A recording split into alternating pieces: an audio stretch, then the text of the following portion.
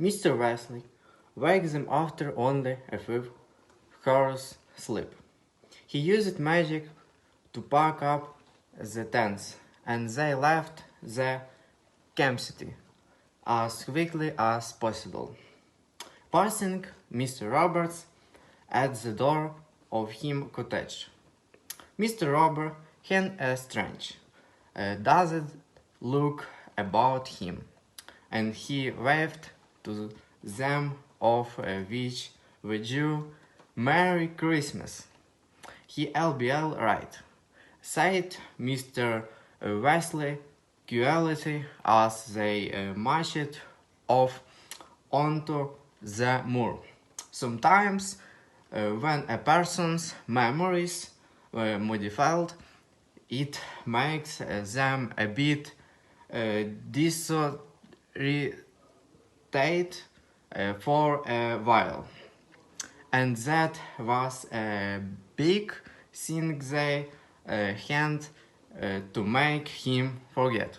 They heard arrogant voice as they approached the spot where the podcast led, and when they reached it, they found a great number of witches and wizard girls around Basil, the keeper of the podcast, all clamoring to get over from the campsite as quickly as possible. Mr. Weasley and Harriet discussion with Basil.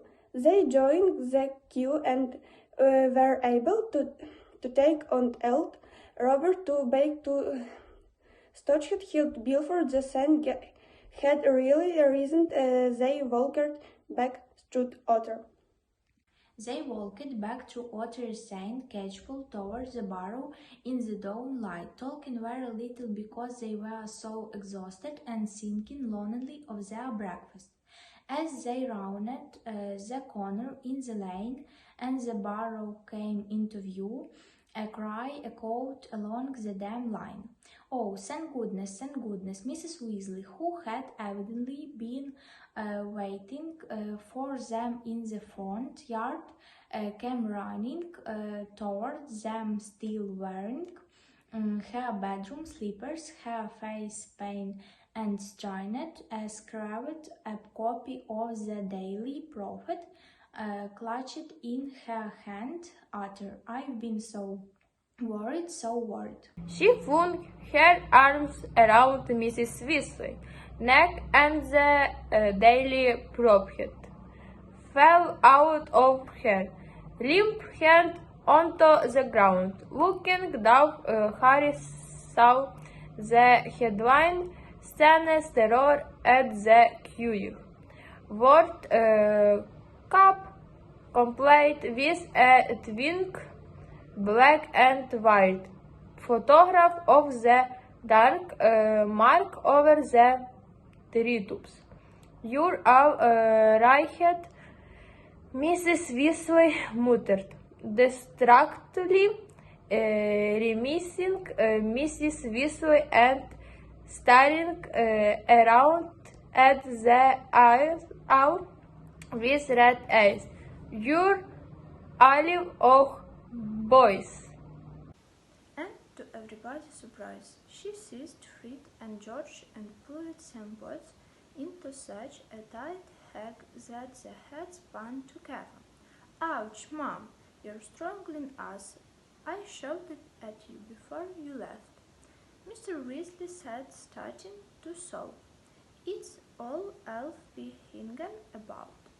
What have got you? And the last thing I ever said to you was that you didn't get enough of Fred, George.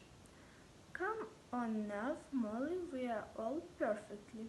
"Och," sighed Mr. Weasley, suddenly prizing her of the twins and leading her back towards the house.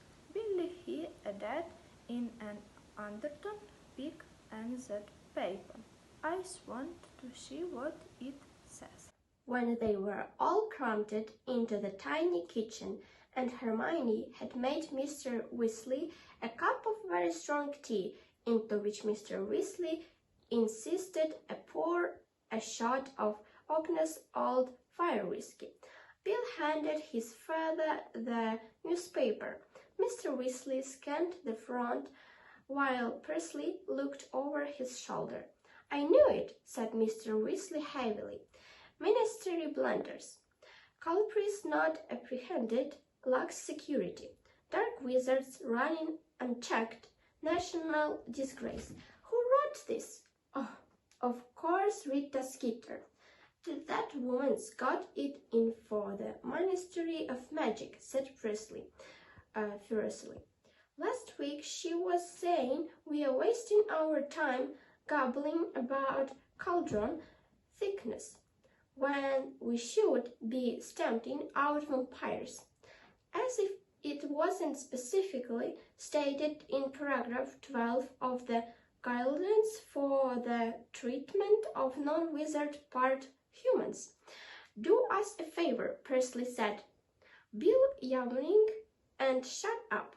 I mentioned," said Mr. Weasley, widening behind his glasses as he reached the bottom of the Daily Reported article, where, sublettered Mr. Weasley, choking on her tea and whiskey. "If I had seen that, I would have known you were alive." "Not by name," said Mr. Weasley. "Listen to this.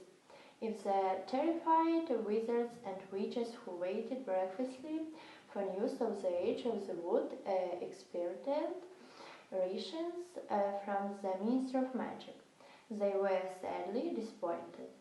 A minister official emerged some time after the appearance of the Dark Monk, alleging that nobody had been hurt, but refusing to give any more information. Whether this statement will be enough to quash the rumors that several bodies were removed from the woods an hour later remains to be seen." "Oh, really?" said Mr. Weasley, in exclamation, handing the paper to Percy. "Nobody was hurt. What was I supposed to say? Removes that several bodies were removed from the woods. Well, the assembly will be removed now she's printed that." He heaved a deep sigh. "Molly, I'm going to have to go into the office. This is going to take some smoothing over." "I'll come with you, Father," said Percy importantly. "Mr. Crouch will need all hands on deck, and I can give him my cauldron report in a person." He busted out the kitchen. Mrs. Weasley looked most upset. "Arthur, you're supposed to be on holiday. This hasn't got anything to do with your office. Surely they can handle this without you?" "I got to go, Molly," said Mr. Weasley. "I might think worse. I'll just change into my robes and I'll be off." Mrs. Weasley said Harry, suddenly unable to contain himself. "Hedwig hasn't arrived with a letter for me, has she?" "Hedwig, dear," said Mr. Weasley distractedly. No, there hasn't been any post at all." Ron and Hermione looked curiously at Harry. With a meaningful look at both of them, he said, "All right, if I go and dump my stuff in your room, Ron?" "Yeah, think I will do," said Ron at once. "Hermione?" "Yes," she said quickly, and the three of them marched out of the kitchen and up the stairs. "What's up, Harry?" said Ron, the moment they had closed the door of the attic room behind them. "There is something I haven't told you," Harry said. "On Saturday morning I woke up with my scare hurting again."